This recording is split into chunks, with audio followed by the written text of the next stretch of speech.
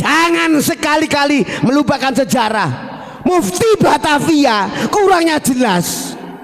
Utsman bin Yahya alaihi lanatullah. Ini contoh pengkhianat bangsa yang punya kitab Manhajul Istiqomah. Kenapa berseberangan dengan ulama-ulama pribumi?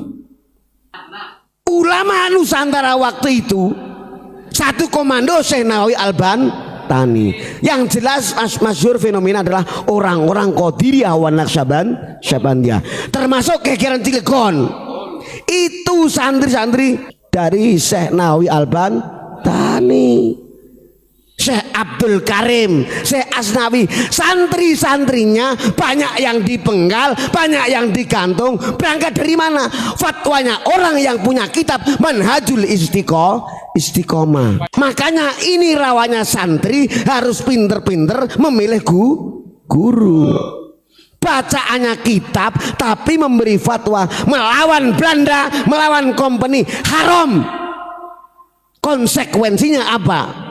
Yang melawan dianggap anarkis, pemberontak, dengan hukuman dipenggal dan mati.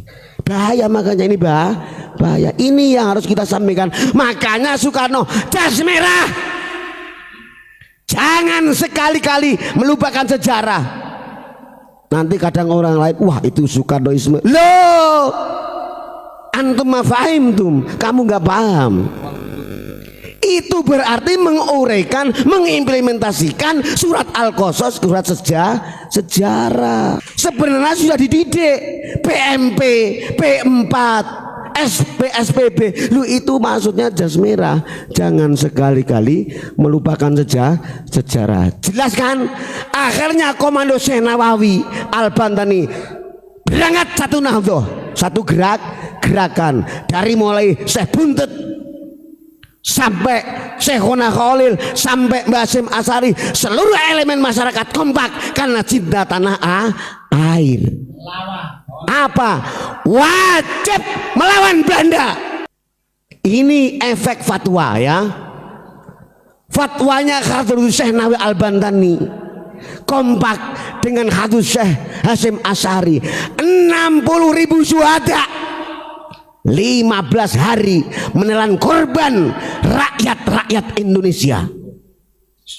Subhanallah, radhiyallahu anhum waskanum ala faradisil jinan. Mereka adalah syuhada kita. Ini santri harus tahu. Contoh tidak hanya mubtada' khobar yang berani melawan, membunuh Jenderal Malabi, jenderalnya Inggris. Siapa? Ini santrinya Hadratus Syekh Hasyim Asy'ari yang bernama Al-Ustadz Al-Mukarram Harun radhiyallahu anhu. Harun, ini santrinya Syekh Hasyim Asy'ari. Kasihan kalau ingat sejarah, mungkin nangis kita. Cuman Pak Mujib ini apa ini sudah habis ini tangisannya ini. Air matanya sudah habis. Beliau dua mempelai pengantin baru, terpaksa bacaan kitabnya bukan kitab yang tertulis, tapi kitab jihad melawan penjajah. Prinsip Harun, santri beliau Hasyim Asy'ari, saya lebih baik mati daripada saya punya anak tapi bangsa belum merdeka. Prinsip Harun, saya ini mau bercinta atau mau berjihad atau bercinta kepada tanah air. Beliau bismillah, lebih baik saya mati daripada punya anak, punya keturunan tapi bangsa belum merdeka, tapi bangsa masih ada imperialisme penjajah. Akhirnya berani, baru ini takbir yang benar, Allahu Akbar, lemparkan bom kepada Jenderal Malabi, maut akhirnya, alaihi laknatullah. Ini baru santri ngaji imriti wan nahwu aula awalan ayyulama idil kalamu dunahu layu fama. Contoh bos. Makanya santri zaman idealis ini gini Gus, wahai negaraku, cintaku kepadamu adalah bagian cinta ilmu nahwu. Artinya tetap abadi sampai kapanpun, gak akan berubah. Tidak cinta yang seperti cinta ilmu fikih, suatu saat bisa berubah. Betul gak? Iya. Ayo santri yang semangat, kita ini bukan apa-apa, ngaji yang harus lebih punya hiroh, semangat untuk mencintai tanah air. Karena beliau-beliau orang yang wasgito ini kenapa lebih keras? Dalilnya cuma satu, la ahada aghyara minallah. Gak ada orang yang paling cemburu daripada Allah Subhanahu wa ta'ala. Ini negeri dicintai oleh Allah, dicintai oleh Rasul, dicintai para nabi, dicintai para wali Allah, dicintai para rakyat dari Sabang sampai Merauke yang masih hidup maupun yang sudah meninggal. Teriak selama masih ada hal-hal yang negatif di tengah-tengah bumi pertiwi. Nah, ini apa sih? Bahwa Indonesia ini yang dididik adalah satu ruh, bahasa zamannya al-arwah.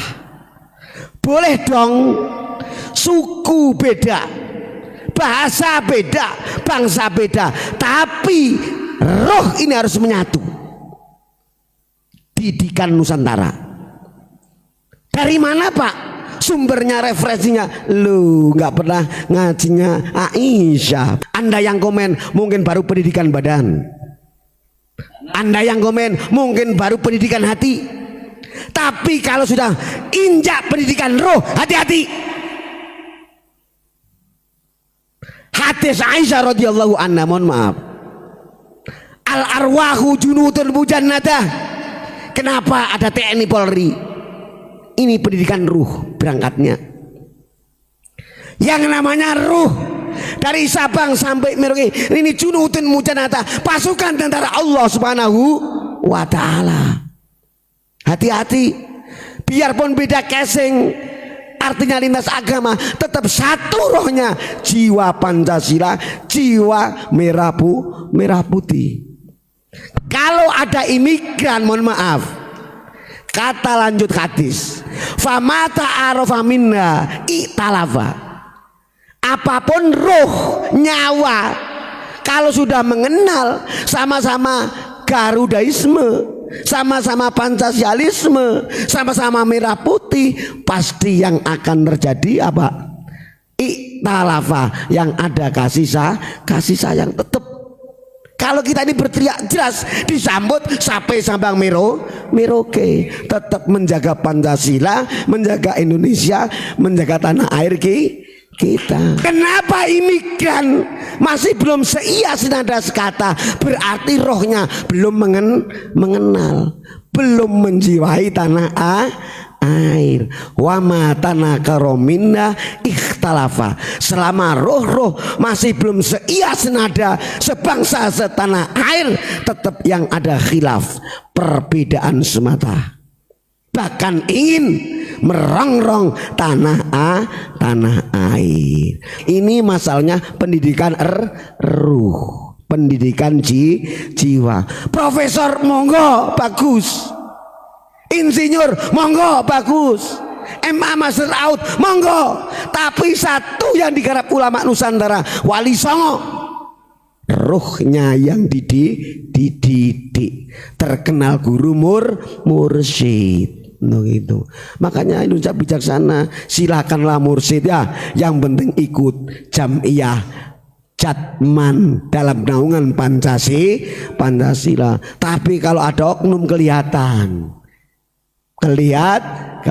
Makanya kita berhati-hati, tetap Indonesia utuh ila yaumil qiyamah, sampai akhir kiamat.